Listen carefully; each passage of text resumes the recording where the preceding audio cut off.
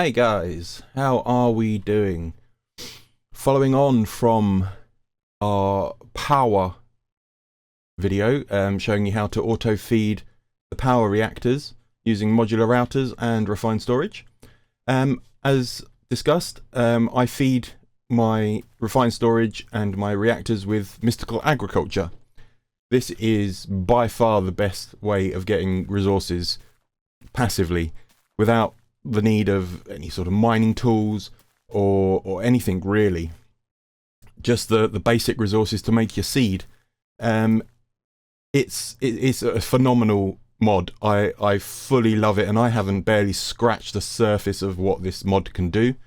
And I love it. It sits there as it's doing now. It's chomp, chomp, chomp, chomp, chomp, and that little system here, so the modular router is the one that's doing the harvesting, and that basic item collection is then storing it into that ender chest. The ender chest then comes over and gets imported into our refined storage. So if we click here, we can see we've got our basic seeds and whatnot all up here. I'm not quite sure why there's seeds. I think I must have put them in there by mistake. So yes, this is the sort of the foundations of mystical agriculture. On the server that I play on, the Looney server, I have multiple of these. It can go up, it can stack. You got to sort of plan where you're going to put items and make sure you put lilies around the edge like this. I've put them underneath and around the edge, but you can just put them around the edge and then stack them up to make more of the sort of tiers to save space more than anything really. All using the same item collection and the same ender chest, because that item collection, if I turn it on, you can see has a large bounding box. So that bounding box goes down to the floor and then comes all the way up here. So you have all of this scope to put layers to be able to collect all of your resources when your modular routers are collecting or harvesting the mystical agriculture seed. So yeah, we have loads and loads and loads of space here. So as promised, let's get into how I build a automatic farm like this in mystical agriculture, which then feeds my refined storage.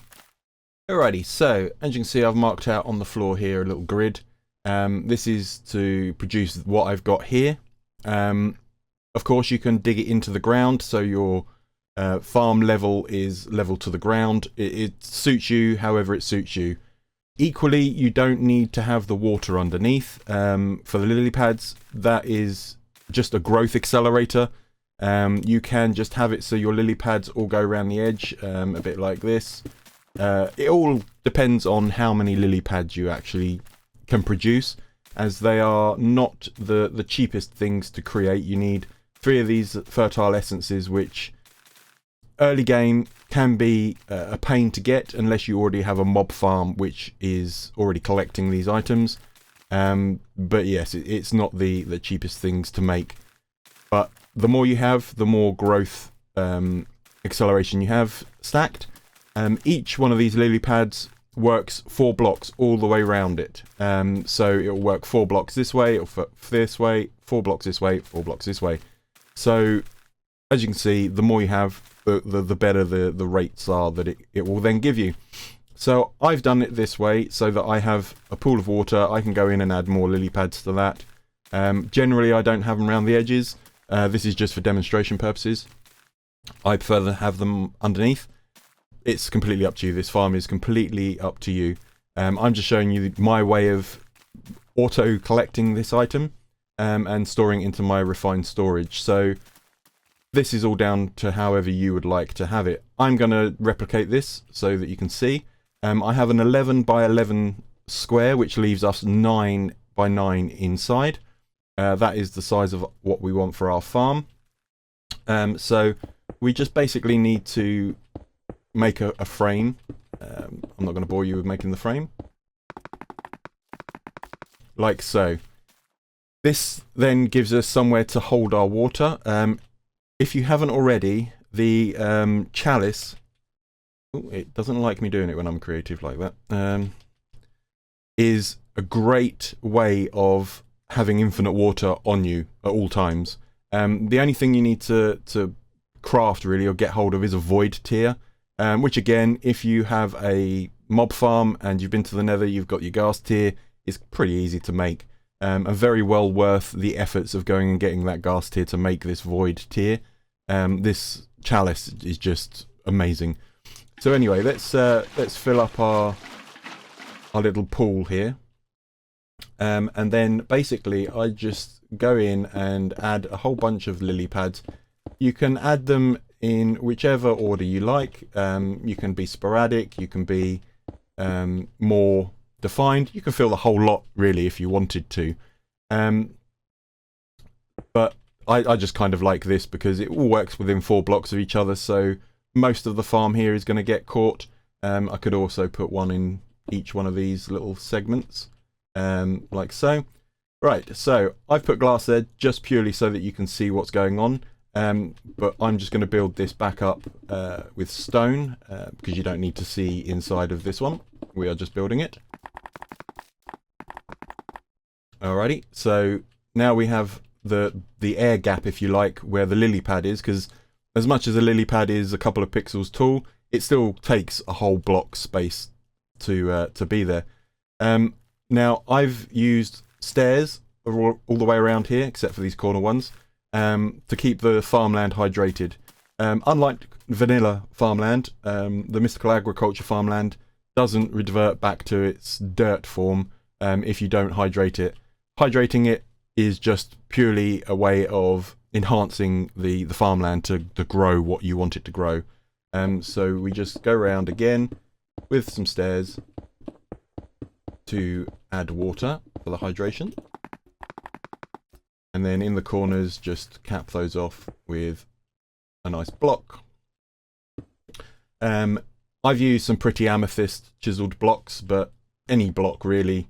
I use blocks like this, little pillars in the corners, just for light blocks and to make it look pretty. This is completely optional. I would still suggest having some sort of light. This is like any other farm. We want to keep light happening. So if we go and grab sea lantern, chuck those on the top, just like so. This just keeps everything pretty and light. Now let's go ahead and place in our farmland. Again, I'm not going to bore you with me placing them.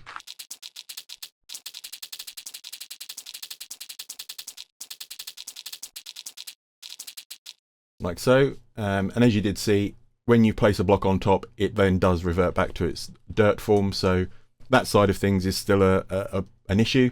So just be careful, because this is quite an expensive farmland. I've gone for the Insanium farmland. But again, you can get just red fertilizer, which is this one here. Quite cheap and easy to make. Just some gold nuggets, some red dye, and some bone meal. Easy peasy. And then that's one of these little sacks. So you make as much as this as you can make really, and put it onto normal farmland. It won't work on any other farmland other than the vanilla farmland. So that helps with growth acceleration for your early game for the Inferium farms. It just helps speed up the process of getting Inferium to be able to get up to Insanium to make your nice fast farms. Right, so if we go in 3 and then break this one, normally you would put your sort of modular router and things bang in the middle. However, we want the modular router to see a seed underneath it. That then activates the scythe, and then farms a whole lot really. So we need to go back one, chuck a stair in there and a bit of water. I then, just to make it look good and a bit of a light, chuck a sea lantern or whatever lantern you've got light on hand. Any light source is perfect. And as you can see, the farmland is now being hydrated. Right, so we don't need that one anymore. We don't really need that one anymore. That can go up there. So what we need is some seeds. So luckily I've got some ice seeds on. So if we place an ice seed, get our modular router, and then if you look at the top, you can see that there's a little black box around that seed. That's showing you're on its hitbox. So if you then sort of place, that's not what I wanted to do. If you then shift and place onto the top of that, you can see your modular router is now bang above that seed. It might take you a minute to get. Equally, if you're having problems with that, just place a block, place the modular router, break the block, put your farmland back in. Either way, it really doesn't matter much. So the activator card. This is all you need for this farm, is an activator card. Going in and you just select down. And what that does is it simulates the player right-clicking or left-clicking down below it. And because we're going to use a scythe, a Superium scythe, this one here will actually do a 15 by 15 and is unbreakable. So if you watch here, it will then break it. And it will just continually do that over and over and over again, which is pretty awesome. And then you'd fill out this whole farm with your seeds, put your ender chest on top. The beauty of these ender chests is that you've got 3 color stripes. And with a piece of dye, if we go and grab, I don't know, some cyan dye, and then we can shift and click onto it, that now changes where that ender chest is then going to feed. So I can have this one over here is all white, is feeding there. This one is cyan, so I can feed it somewhere else if I need to, or if this is going to store something else. It's awesome in the fact that you can have so many different ways of putting this chest in to make sure that you keep track of where all your items are and coming from. So we're going to stick with the whites because that one is the one that's feeding in. And did I pick one up? No, I did not. So we want a basic item collector, and that then sits on top of our ender chest. So by default, it's 3 by 3 by 3. So if you just increase that to all the 5s, and then you can turn it on, you can now see that this is now going to collect anything within this area. So if I throw in the cyan dye, it's gone. Now it's already travelled through up into here, and there's my cyan dye. As you can see, oh, why is that not coming in? As you can see, no cyan dye there.